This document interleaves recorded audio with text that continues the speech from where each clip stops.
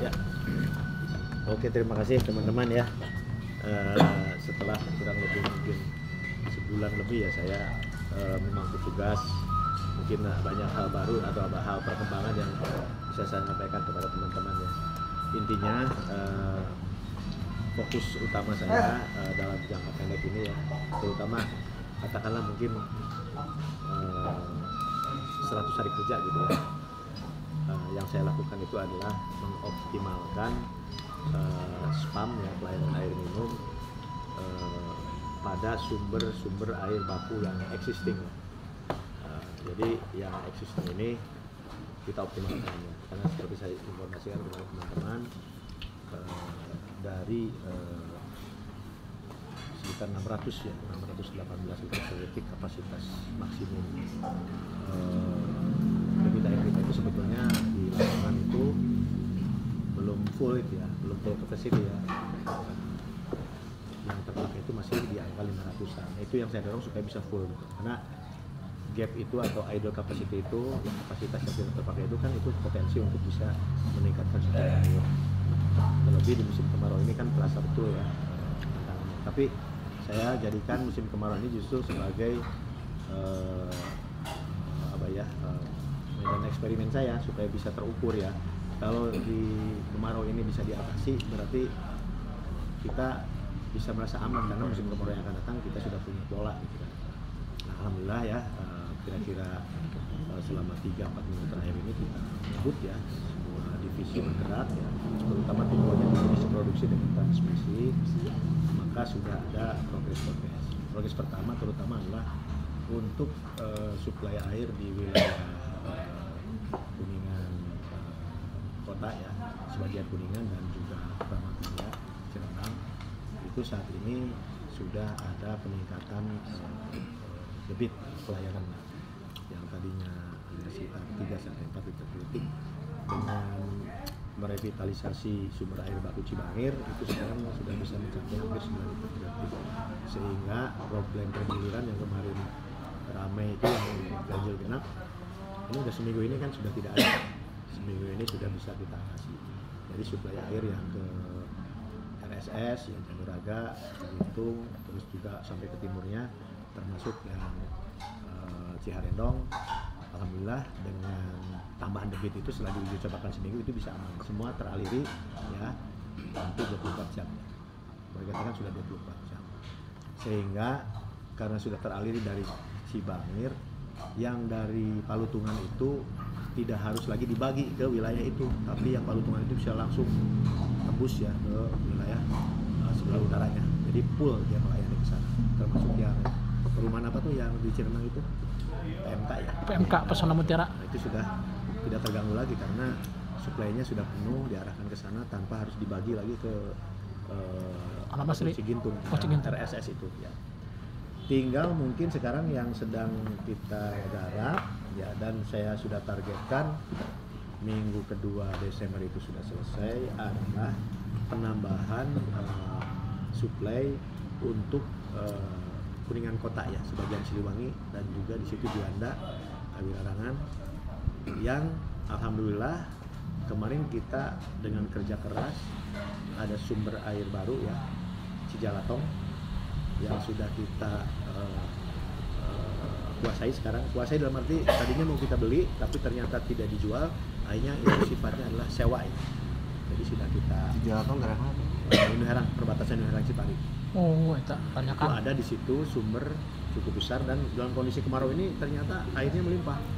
Dan yang penting itu tidak bersaingan atau tidak berkompetisi dengan penggunaan untuk masyarakat, karena air itu ada di bawah sawah. Jadi air itu tidak mengganggu untuk ke sawah karena justru ada di bawah sawah. Jadi sawahnya di sebelah barat, hulu airnya atau mata airnya itu ada di sebelah timur. Dan air itu ternyata langsung ke sungai. Jadi kan merupakan air yang boleh dikatakan ya terbuang dalam arti seperti itu. Sehingga alhamdulillah ya sudah kita kuasai, dan saat ini sudah dimulai pekerjaan ya untuk penataan sumber air bakunya, membentuk semacam reservoir ya, diberi bangunan-bangunan untuk intake-nya ya. Nah itu dari situ sekarang sudah mau dipasang juga pipa-pipa yang kurang lebih di tapping ke Kuningan itu mungkin jaraknya sekitar 1,5 km. Nah itu saya minta kerja keras semua teman-teman di PDAM ya. Dan karena memang tidak ada di RKAP, saya rubah RKAP-nya sehingga pendanaan yang lain ditunda, semua kita fokuskan di sana. Karena pendanaan cukup besar ya, karena jaringan pipa sampai 1,5 km. Saya minta itu minggu kedua Desember sudah selesai, sehingga minggu kedua Desember airnya itu sudah bisa mengalir dan kita usahakan bisa fokus mengaliri terutama di Juanda, sebagian Siliwangi dan Awirawan, sehingga yang di sana itu nanti tidak harus mengambil air yang dari Dharma. Kreditnya kan sekarang itu dari Dharma dipecah-pecah ke sana ke sini gitu, sehingga nanti yang dari Dharma bisa full dia mengalir ya ke BPT Kodim. Di Kodim itu ada Baspur Pasekan, sehingga nanti bisa penuh untuk melayani Luragung dan sebagainya. Jadi kira-kira begitu skenarionya, dan berarti sekarang separuh jalan karena yang Cibanger udah beres. Cibanger sudah 95%, 5%-nya lagi ini kolam yang satu sekarang sedang ditata supaya airnya maksimum, sehingga nanti yang 9 liter itu bisa nambah lagi, mungkin bisa sampai di atas 10 liter, sehingga yang ke RSS itu saya yakinkan supaya lebih stabil gitu. Bahkan kalau nanti berlebih, sebagian mau kita alirkan ke Panorama. Tapi Panorama itu tidak jadi prioritas karena dia sudah kita backup dengan reservoir yang di Jalan Soekarno itu, yang ditanjakan tuh. Nah itu kan kita bikin. Nah, kita pasang pompa di sini, di situ supaya Panorama tidak, kalau di air dari Cibanger nggak cukup, jangan sampai mengganggu jatahnya yang Keramat Mulia Cirendang, sehingga kalau cukup oke dikasih, tapi kalau nggak cukup ya udah dikasihnya dari sini, dari yang pompa itu. Pompa itu dipasangnya hari ini Rabu, Jumat sudah beres, Minggu sudah beroperasi. Jadi rasanya saya tidak terlalu berlebihan kalau berharap Desember itu di akhir tahun itu persoalan suplai air di tempat yang paling padat di Kuningan ya, di wilayah Pelayaran itu mungkin bisa saya selesaikan. Kalau bisa hilang pergiliran itu zero, waduh saya udah syukur banget. Setidaknya jumlah matahari berapa sih Pak? Ya? Total jumlah matahari. Kalau matahari yang isinya ada 20. Jadi 20 itu 18 itu dari mata air, yang 2-nya itu dari air permukaan dari sungai dan danau yang Dharma itu. Yang baru berarti Cibanger sama Cijalentong. Yang sekarang itu yang lagi ditingkat, yang sudah ditingkatkan itu Cibanger, Cijalatong, nah, itu 2 itu, karena 2 itu yang nanti akan menyelesaikan problem yang di wilayah Kuningan Kota, Cirendang, Keramat Mulia, yang pokoknya sering kali pengaduan itu bersumbernya dari sana, dan itu sudah jadi tradisi katanya tiap tahun begitu terus. Justru saya pengen tahun depan tradisi itu hilang, pengen tahun depan itu sudah nggak ada itulah gitu kan. Saya sudah tahun depan itu sudah bicaranya bukan lagi bicara supply existing, tapi sudah mau menambah SR. Jadi mau menambah sambungan baru dengan membuat IPA baru, dengan membuat IPA baru yang besar di Dharma ya. Itu tahun depan. Jadi kalau yang berikutnya, step berikutnya setelah ini selesai memasuki tahun 2004, saya fokus mencari kekuatan untuk bisa membangun IPA Dharma 2 dengan kapasitas 100 liter per detik. Kalau itu bisa dibuat dengan jaringan baru, dengan tentu nanti biaya atau dana yang kita mudah-mudahan dapatkan ya dari pemerintah, diharapkan itu bisa nanti menambah SR sampai 10.000. Jadi ada sambungan baru sampai 10.000. Jadi nanti itu akan diagunakan menyisirnya ke Kuningan, ke pinggir-pinggir, terutama ke perumahan-perumahan yang sekarang sudah ada tapi kita telayani PDAM. Kan banyak sekarang, ada yang di Gunung Arum, ada yang di Kertayasa. Mereka semua itu meminta pelayanan kepada kita, tapi kita tidak mungkin melayani dengan yang existing. Kalau dipaksakan, yang ada sekarang tidak terair, bisa ada yang dikorbankan, dan saya nggak mau. Biar saya itu gunakan sumber yang baru. Berarti sekarang total berapa sih Pak pelanggan Pak? Pelanggan itu yang aktif itu 53.000. Yang tercatat sebetulnya 60.000, tapi yang aktif berarti dia memang berinteraksi ya, dan pembayaran segala macam itu 53. Seperti kemarin kan dengan kondisi musim kemarau yang panjang sekarang ini, apalagi Waduk Dharma juga kan surut hampir 19.000 meter kubik begitu, pengaruh terhadap PDAM sendiri, kualitas air ataupun pelayanan air itu sendiri gimana ya? Ya, yang jelas kalau kemarau itu pertama debit, yang kedua kualitas air. Karena kalau sudah surut itu nanti yang terangkat itu kan sedimennya, akhirnya air cenderung menurun. Sehingga saya memikirkan itu supaya tahun depan bisa diminimalisir, yaitu untuk tempat-tempat sumber-sumber air yang memungkinkan melakukan filtrasi penyaringan, kita buat bangunan-bangunan filtrasi. Cibangir kita buat. Kalau dengan filtrasi itu nanti tidak teratasi, terpaksa harus membangun IPA ya. Jadi kita nanti menggunakan treatment kimia. Kita hindari sebetulnya karena kan mahal. Kita kalau filtrasi kan jadi nyaringnya secara fisik aja. Kayak kita pakai injuk tawas itu kan lebih murah. Iya. Nah, kalau tepat sebetulnya bisa itu juga gitu. Nah, yang Cibangir ini saat ini kan Cibangir itu problem. Sekarang sudah cukup airnya, komplainnya kan, yuk, Bang, juga Milo cina gitu. Ya udah. Jadi akhirnya saya Teman gula. saya bilang, ya udah sekalian aja lah. Jadi sekarang yang Cibangir kita bikin bangunan filtrasinya. Jadi buat tanggul-tanggul. Nah, ternyata kemarin waktu diuji coba bisa. Jadi heran China. Karena nanti yang mengalir itu yang overflow-nya. Jadi kan kalau di tanggul itu nanti air teh sampai ke pino. Iya. Begitu pino yang atasnya kan limpas. Nah, yang limpas itu pasti bersih. Nah, letak nama kan tinggalin. Selamanya kalau tanpa filtrasi, juga letak paling gitu. Nah, Untuk mata air yang lainnya sendiri Pak, dengan kondisi kemarau ini gimana itu? ada penurunan di Ada Palutungan juga penurunan menurun ya. Jadi saya juga menyampaikan ke teman-teman sekalian, ke masyarakat ya.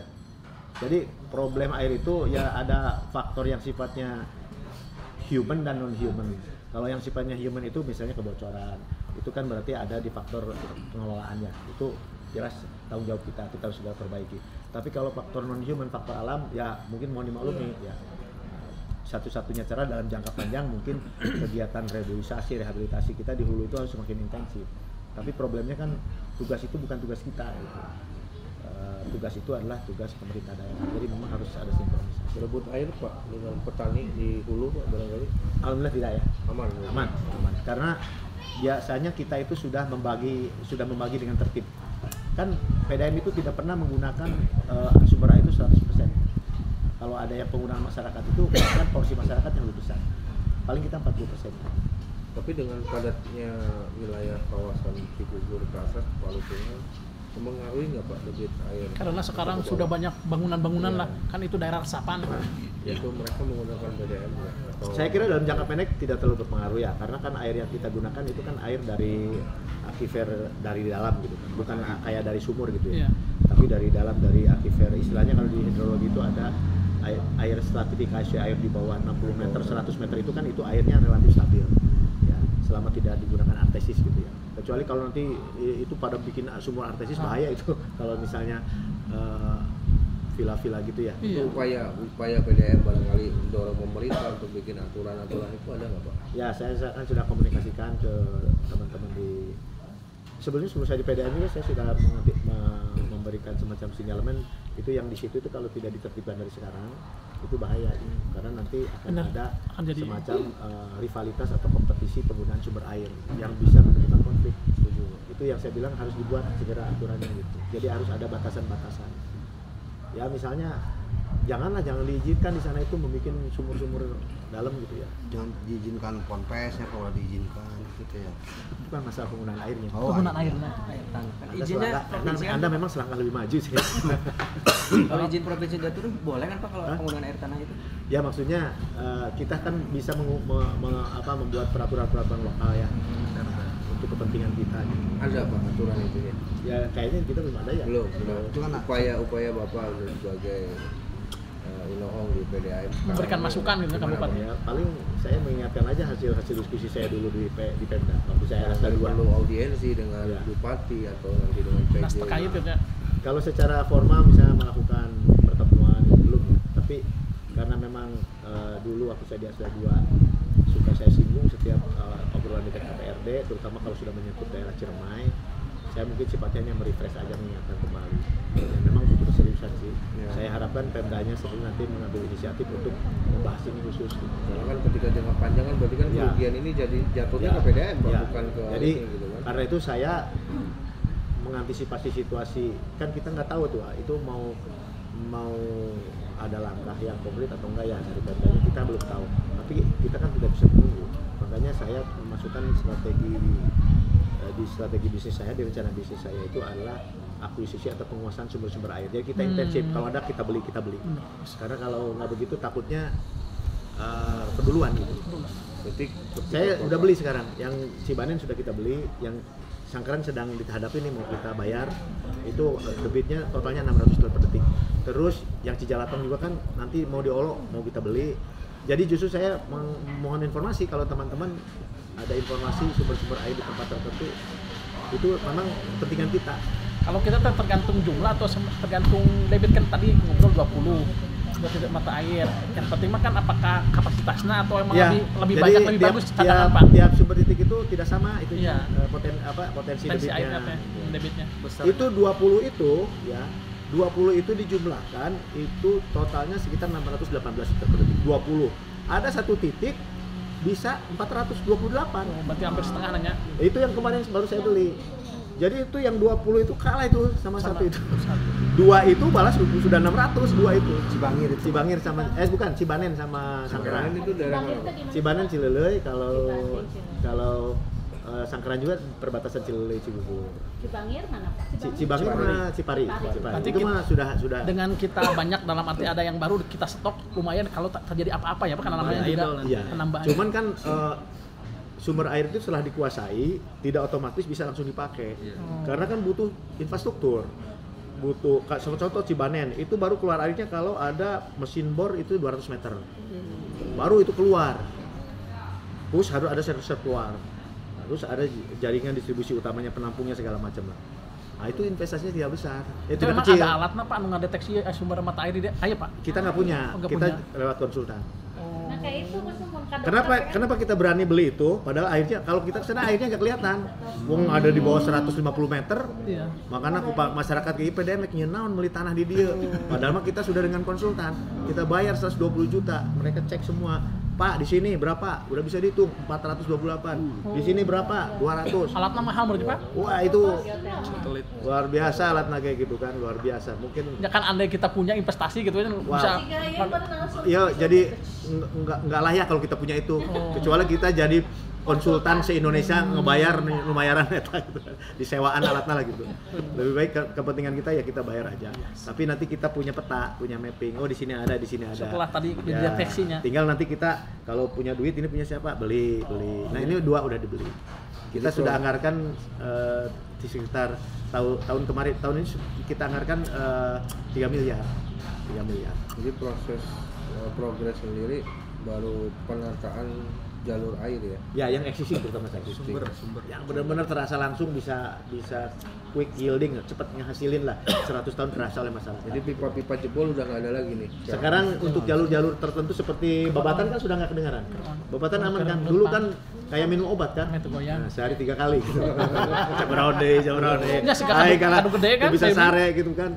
Ngimpi teh nenjok pipa Babatan bae udah. Babatan. lain mimpi nate baso kebanjiran. Sekarang alhamdulillah Beda udah berapa bulan. Setidaknya orang Babatan emang terabetus gitu kan. Nah, jadi insya Allah lah kita punya cita-cita dan kita sudah mappingkan itu. Mudah-mudahan sehat, panjang umur, 5 tahun saya diberi kesempatan bisa saya wujudkan gitu. Dan termasuk nanti kan Desember juga kan memberikan hadiah. Tadi kan target untuk wilayah kota ulas minimal 24 jam. Ya. Itu kan bupati kan pas Ya. pensiun teh Ya. pas berhenti teh kan aya iya. Ya, saya sedang berusaha keras kalau bisa jadi hilang pergiliran itu. Dan itu terjadi di musim kemarau. Karena kalau ke musim kemarau itu barometer. Musim kemarau beres, musim hujan lepas tangan gitu Karena memang sumbernya. Dan musim kemarau tahun depan udah nggak ada masalah gitu karena kita sudah satu kelola. Jadi sekarang memang teman-teman di PDAM ya rada menurut malam rada kagebrak gitu kan akhirnya kan harus berang puting lah. Ada penambahan karyawan mah tergantung kebutuhan ya Pak. Ya saya sekarang menerapkan pola tambah sulam. Mas Sulam. Jadi pengisian hanya dilakukan ketika ada yang keluar. Pensiun. gitu. Berarti Pensiun. totalnya berapa sekarang Pak? Sekarang sekitar hampir 300 ya, 256. 300 teh seluruh semua Seluruh sama cabang. Yang outsourcing, pegawai Outsourcing. tetap segala macam. Kalau pegawai tetap hanya sekitar 140-an. 140-an. Sisa separuhnya lagi 130-an itu ada kontrak, ada kontrak.